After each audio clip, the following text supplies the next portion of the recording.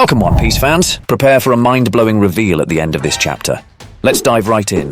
Picking up from the previous chapter, Kizaru finds himself trapped in Luffy's grasp. Kizaru admits he's in a tight spot.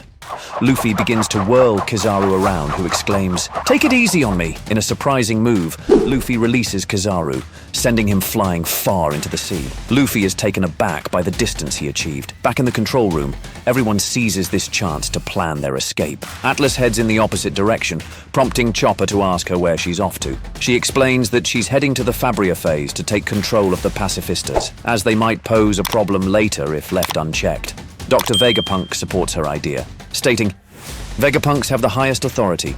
Controlling the pacifistas is key for victory." Vegapunk expresses his intent to accompany Atlas, but she sternly rebuffs him, warning, "You're the last person who should go there. Your life could be at stake." However, he disregards her caution and reaches out to Frankie. Vegapunk informs Frankie that Bonnie is still alive in the Fabria phase, which brings a wave of relief to Frankie. He recalls Kizaru kicking her straight into the frontier barrier, and he's grateful to hear she survived. However, Vegapunk is taken aback that a robust individual like Frankie allowed such a thing to happen to her. To be fair, there's not much Frankie could have done. Anyways, Frankie quickly apologizes and rushes to rescue her, but Lilith points out that the barrier remains active. On the second floor of the lava phase, Mr. Simp, Sanji speaks up, saying, "If you're going to save Bonnie, count me in." Jinbei adds, "I've gathered all your belongings as instructed," and then suggests they stick to their planned meeting point at the exit. In the Fabria phase, the Marines intensify their search for Bonnie. Using her devil fruit powers, Bonnie reverts the age of her pursuers, causing a ripple of caution among other Marines about her close presence. The Marines, upon encountering Sentomaru's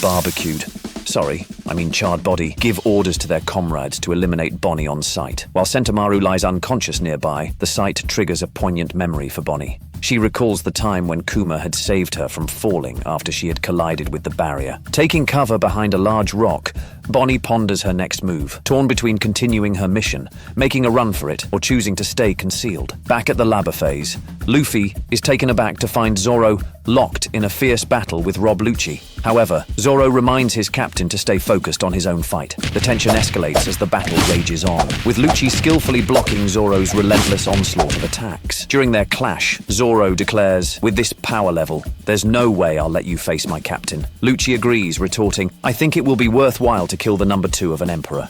Wait, remember this?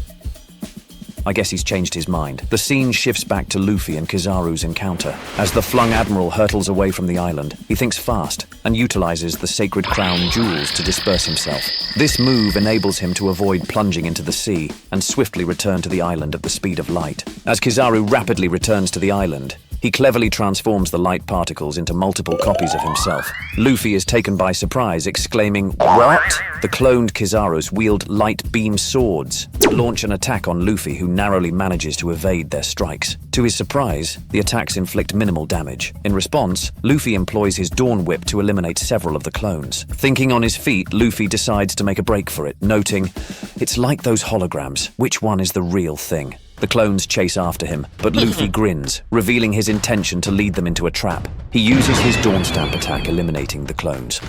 Elated by his own clever ruse, Luffy briefly wonders if he's managed to pinpoint the real Kizaru. However, his elation is short-lived as he makes a startling realization. Kizaru has returned to the control tower, leaving Luffy somewhat deflated. With Usopp in his grip, Kizaru demands to know, "Where is Vegapunk?" Out of nowhere, Dr. Vegapunk and Atlas burst out of the tower, riding the Vega Tank 8, with Sanji holding on to the outside. Sanji notices the sudden change in Dr. Vegapunk's demeanor. Dr. Vegapunk firmly orders the Marines not to lay a finger on her. With unwavering determination, he proclaims, "I'm on my way to save you, Bonnie. I will not let a young girl perish under my watch." Seeing Dr. Vegapunk venturing outside nearly gives Luffy a heart attack as he exclaims urgently, "Vegapunk, don't go outside or you'll meet your end." Seizing a golden opportunity, Borsalino takes aim at the scientist, ready to unleash a devastating blast. However, just as he fires his beam attack, Luffy steps in to intercept it, absorbing all the damage. Blinded by the scorching heat of the attack, Luffy cries out,